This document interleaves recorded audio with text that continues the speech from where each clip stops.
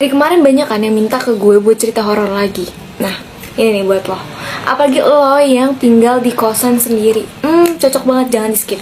Cerita horor kali ini gue baca dari salah satu majalah dewasa. Bukan dong, dari internet. Kita panggil si tokohnya ini Salsa aja ya.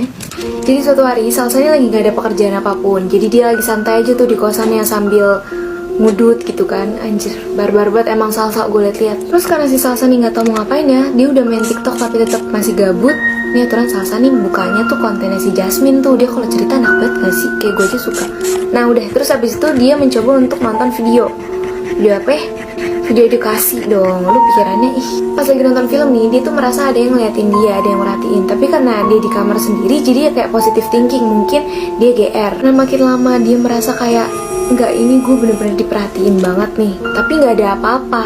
Perasaannya makin gak enak. Akhirnya dia minta temen kamar sebelahnya buat main ke kamarnya. Di saat temennya udah ada di kamarnya aja nih, dia masih ngerasa ada yang perhatiin. Dan itu berasal dari pojok atas kamarnya dia. Jadi dia tuh selalu nengok ke sana tapi gak ada apa-apa. Gak lama temennya balik lagi ke kamarnya. Nih makin merinding nih Salsa gitu kan. Dan ini posisinya masih siang. Karena Salsa udah gak tahu nih mau ngapain lagi, kayak mau nonton film apa. Vincenzo belum update. Ya udah, akhirnya dia memutuskan untuk tidur siang. Mau ganti aja gak sih namanya Jalan Salsa? Tapi udah setengah jalan aja. Udah dibiarin. Nah ini nih puncaknya. Pas dia lagi coba tidur siang, ini di atas mukanya tuh kayak ada yang niup gitu. Dia mau bangun takut, kagak bangun, tapi ini napasnya bau. Gimana nih? Karena gak kuat nih sama baunya, akhirnya dia mencoba memberanikan diri untuk melek. Nah pas melek gak ada apa-apa. Tapi pas dia nengok ke pojok atas kamarnya, ada sesosok wajah yang sedang melihat ke arah dia sambil tersenyum. Setelah itu ngomong, "Happy birthday Salsa." Gimana kalau kalian yang ada di posisi Salsa? Apakah kalian bakal seneng atau takut?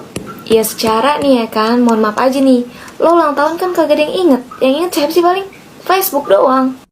Setiap hari di kelas bau ketiak sampai dosen gak mau masuk. Jadi dulu waktu kuliah, ada salah satu teman kita itu yang ketiaknya bau banget. Sebenarnya dia itu tiap hari mandi, dan kalau pergi ke kampus itu katanya dia pakai deodoran. Tapi entah kenapa setiap pagi, apalagi kelas kita itu di lantai 6, jadinya setiap hari itu kita naik tangga dan pastinya setiap pagi itu pasti berkeringat. Nah biasanya setiap pagi itu aroma ketiaknya itu udah nyebar kemana-mana. Tapi biasanya cuma kita-kita aja yang nyium atau orang yang duduk di dekat dia aja.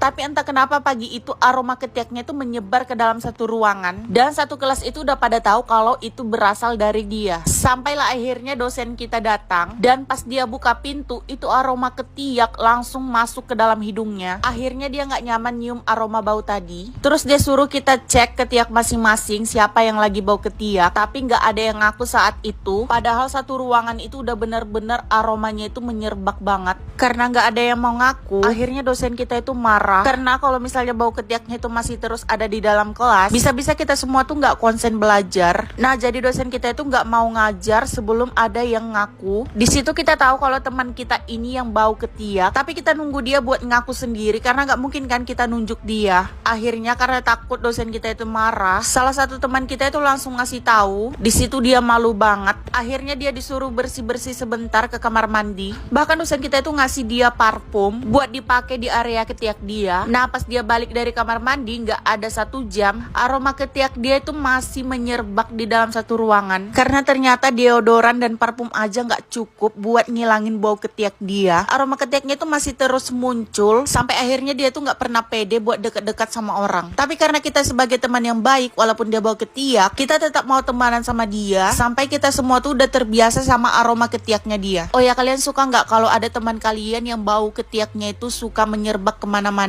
Jujur itu gak enak banget, apalagi yang hidungnya sensitif. Oh, yang punya ibu kos pencuri adalah pengalaman terburuk sepanjang aku jadi anak kos. Biasanya ibu kos adalah tempat ternyaman kita buat ngaduin barang kita yang hilang. Tapi ibu kos kali ini bener-bener gak bisa diandelin. Kalau misal kehilangan barang di dalam kamar, kita gak bisa ngadu ke dia karena memang dia pelakunya. Jadi dulu awal pandemi tahun 2020, karena kita kuliahnya udah mulai daring, online di rumah, akhirnya aku memutuskan buat pulang kampung dan ninggalin kamar kos aku. Setelah 2 bulan kemudian, aku balik ke kosan buat mastiin kamar aku, sekaligus mau bersihin kamar biar nggak banyak debu.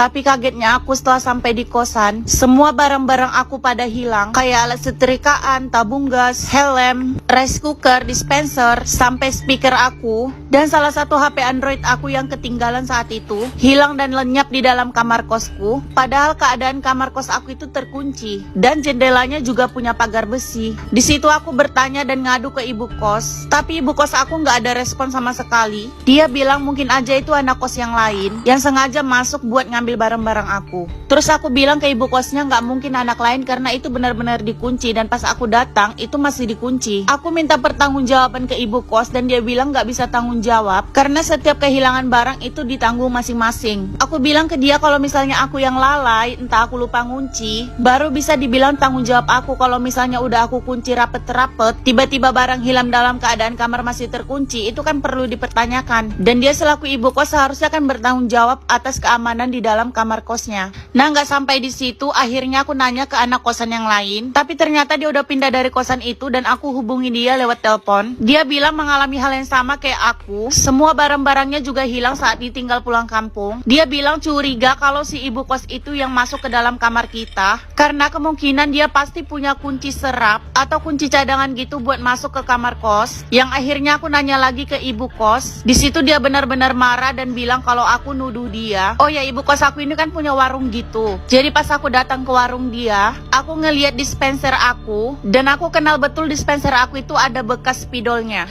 Dari situ aku benar-benar yakin kalau ibu kos aku ini yang masuk ke dalam kamar aku buat ngambil semua barang-barang. Tapi aku nggak punya bukti kecuali dispenser itu. Sampai akhirnya aku beranikan diri buat bertanya ke ibunya tentang dispensernya. Di situ dia nggak mau ngaku sama sekali dan akhirnya aku pun pamit buat keluar dari kosannya. Setelah beberapa bulan keluar dari kosan, tiba-tiba aku ngeliat story IG anak ibu kos posting video dia lagi dengerin musik pakai speaker punya aku. Dan finally akhirnya aku tahu siapa pelaku pencurian di kamar kos aku. Oh ya, kalian jangan salpok aku makan apa. Ini aku lagi makan basreng, seblak dan bakso aci dari Marenta. Aku suka banget ngemil produk dari Marenta karena benar-benar lengkap banget. Dan aku paling suka banget sama seblak dan bakso acinya. Kalian juga